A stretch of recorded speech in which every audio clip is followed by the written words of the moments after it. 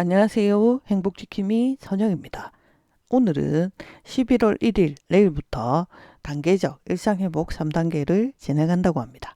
그러면 일상생활에서 달라지는 부분들을 정리 한번 해보도록 하겠습니다. 구독, 좋아요는 저에게 힘이 됩니다. 구독, 좋아요, 홍보 알람 부탁드립니다. 11월 1일부터 단계적 일상회복 3단계를 진행했을 때 일상생활이 달라지는 부분들 정리해 보도록 하겠습니다. 우선 11월 1일 내일부터 1단계가 진행됩니다.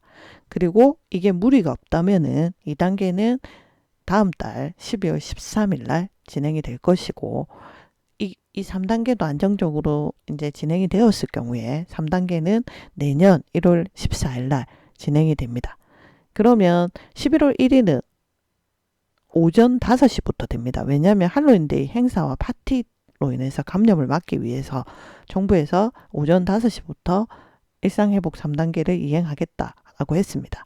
그러면 이제 6주 간격으로 일단 1단계도 6주, 2단계도 6주, 3단계도 6주 이렇게 6주 간격으로 3단계를 걸쳐서 이루어질 전망이고요.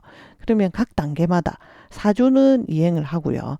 2주는 평가를 하는 식으로 이루어집니다. 그러니까 11월 1일부터 4주 동안 이행을 해보고 2주간 평가를 하는 거고요. 그리고 2021년 12월 13일 다음 달 13일부터 4주간 2단계를 이행해보고 2주간 평가를 하고 문제가 없으면 3단계 내년 1월 14일부터 4주간 이행을 하고 2주간 평가를 거치는 거죠. 그래서 방역 상황이 1단계가 안정이 되면 2단계, 2단계가 안정이 되면 3단계 이런 식으로 넘어가는 식으로 한다고 합니다. 그런데 하다가 만약에 확진자가 급증을 했어요.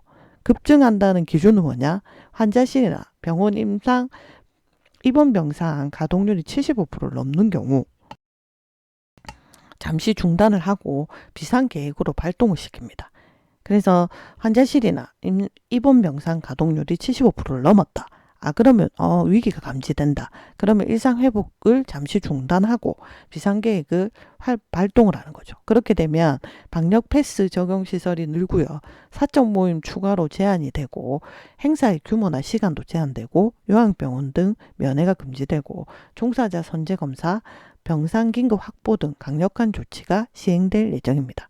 그래서 무리 없이 잘 단계가 진행되기를 바라는데 그래도 위기가 오면 비상계획이 발동해서 강력한 조치가 시행될 수가 있다라는 걸 아시면 되고요. 그러면 1단계는 어떻게 진행이 되냐? 내일 11월 1일인 내일부터는 생업시설 영업시간 규제가 풀립니다. 식당이나 카페 같은 대부분 다중이용시설이 24시간 영업을 하는 거고요. 근데 감염 고위험 시설, 유흥시설이나 콜라텍, 무도장 같은 경우에는 밤 12시까지 영업이 제한됩니다.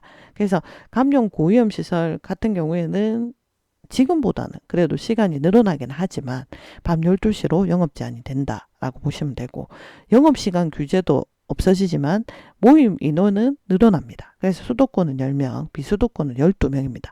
그런데 백신을 접종하지 않은 미접종자끼리 모일 때는 4명까지만 가능하다고 보시면 되고요. 그리고 행사나 집행 인원도 늘어납니다. 미접종자는 99명까지, 접종 완료자나 음성 확인자는 499명까지 된다고 보시면 되고, 그리고 방역 패스는 시행됩니다. 그래서 1단계에서는 다중시설, 생업시설의 영업시간 규제는 없어지지만 감염 고위험 시설은 밤 12시까지 영업 제한하고요.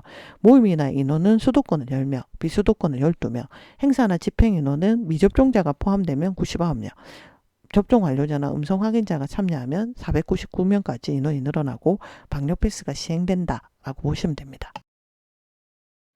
그리고 이제 2단계는 1단계가 4주 동안 이행을 해서 2주간 평가를 했는데 안정적이에요. 그러면 다음 달 12월 13일부터 2단계가 진행이 되는 거죠.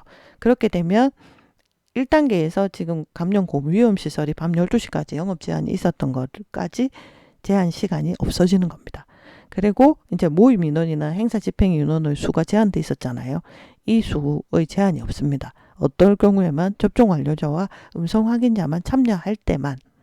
근데 단 100인 이상 대규모 행사에서는 방역 패스가 새로 적용이 되고요.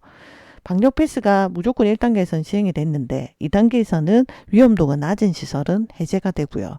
그리고 실외에서 마스크 착용하는 거, 해제하는 거, 이 범위의 조정이 이루어질 예정입니다.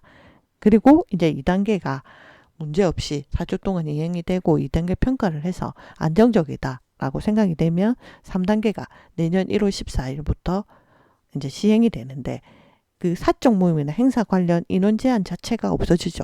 그래서 인원에 상관없이 사적 모임을 해도 되고 행사를 진행해도 되는 게 3단계라고 보시면 되고, 그리고 이제 실내 마스크 착용과 그다음 전자출입 명부, 안심콜 요거 이런 기본 수칙만 남고 나머지는 다 없어진다 보시면 됩니다.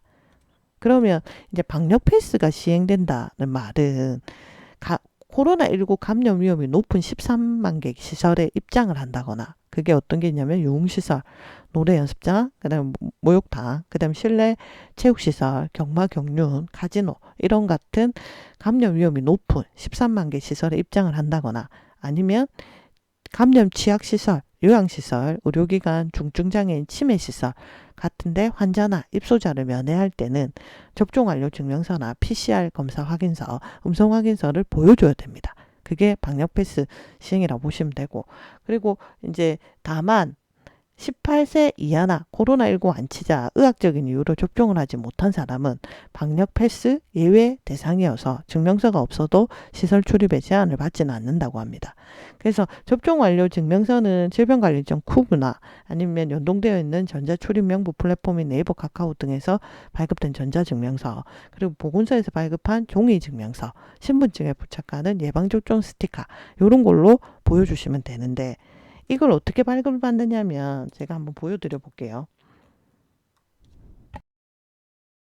첫 번째 방법은 질병관리청 예방접종 도우미라는 홈페이지에 들어가시면 네이버나 다음 같은 데 치셔도 돼요. 질병관리청 예방접종 도우미라고 치시면 중간쯤에 여기 예방접종 증명서 발급이라고 하는 메뉴가 있습니다. 요거를 클릭하셔서 발급하셔도 되고요. 아니면 정부24라고 하는 사이트 알죠? 정부24라고 네이버에 치시면은 중간쯤에 여기 예방접종 증명이라고 하는 게 있거든요. 여기 가셔서 증명서를 발급하셔도 되고, 아니면 구글 플레이에서 COOV나 애플 스토어에서 COOV라고 해서 이렇게 프로그램을 설치하셔서 예방접종 증명서를 보여주셔도 되고요. 아니면 자신이 백신을 접종받은 기관 또는 병원에 방문하셔서 직접 접종 확인서를 발급받는 방법도 있고요. 아니면 아까 제가 말씀드린 대로 네이버나 카카오 같은데 전자증명서, 그리고 보건소에 가셔서 종이증명서, 그리고 신분증에 부착하는 예방접종 스티커 뭐 이런 거 하셔도 됩니다. 그리고 11월 18일 다음 달 18일 날 대학 수학능력 시험이 있는데 그 다음 주 월요일인 11월 20일부터 전국의 유치원, 초등학교, 중학교, 고등학교 모든 학년 다 매일 등교한다고 합니다. 그래서 이 일상회복 3단계에도 교육 현장의 변화가 있다고 보시면 되고요. 11월 22일부터 모든 학생들 다 등교한다라고 보시면 됩니다. 오늘은 일상회복 3단계 내용들을 정리해봤습니다. 이 내용들로 인해서 일상회복에는 어떻게 달라지는지 아시고, 그리고 일상생활 하시는데 도움되시기 바랍니다. 구독과 좋아요는 저에게 힘이 됩니다. 여러분들의 많은 성원 감사드리고요. 구독, 좋아요, 홍보, 알람 부탁드립니다. 감사합니다.